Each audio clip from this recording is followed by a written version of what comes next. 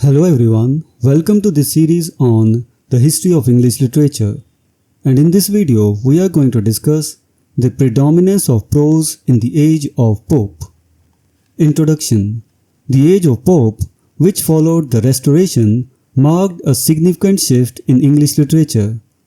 The period was characterized by a pronounced movement away from the poetry of passion toward a focus on wit and common sense.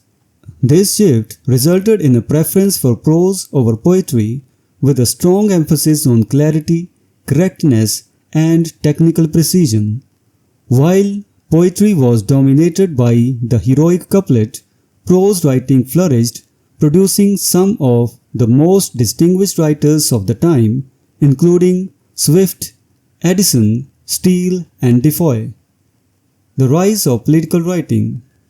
The early 18th century witnessed the rise of political parties, especially the Whigs and Tories, which intensified political passions and significantly influenced literature.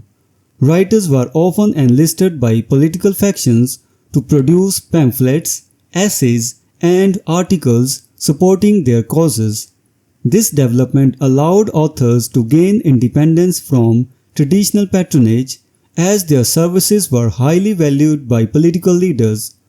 Political pamphleteering became a dominant literary form during this period, with writers like Swift and Addison heavily involved in the political discourse.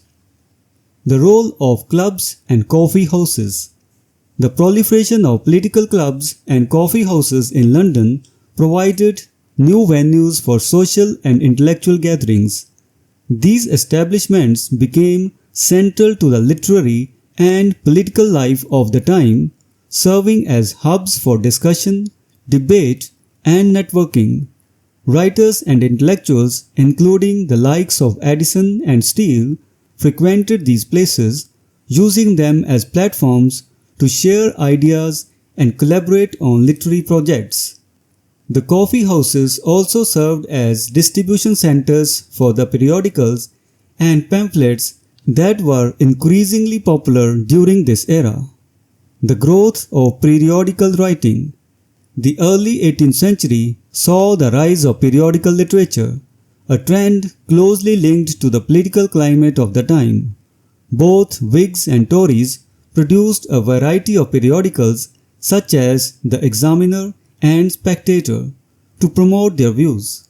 These publications were often short-lived but played a crucial role in shaping public opinion. The periodical writers of the time, including Addison, Steele, and Defoe, developed a new style of prose that was clear, concise, and accessible to a broader audience, helping to establish prose as the dominant literary form of the age. The influence of new publishing houses. The growing demand for literature, fueled by political interest and a declining interest in drama, led to the emergence of professional publishing houses. Publishers like Edmund Curll, Jacob Townsend, and John Dunton became key figures in the literary world, commissioning works for a wide range of writers. However, the relationship between authors and publishers was often fraught, with many writers accusing publishers of exploitation. The term Grub Street became synonymous with the low-paid hack writing that many authors were forced to produce to survive. The shift in morality. The moral landscape of the early 18th century was undergoing significant changes. The excesses of the Restoration period were increasingly rejected in favor of more sober and moralistic outlook. This shift was reflected in literature, with writers like Addison promoting a blend of wit and morality in their work. The new morality also led to a re-evaluation of the role of women in society, with literature beginning to treat women with greater respect and dignity. Although satirical writing, particularly by authors like Swift, retained elements of coarseness, the overall trend was toward a more refined and moralistic literary culture. Conclusion. The age of Pope was a period of transition in English literature, marked by the predominance of prose over poetry.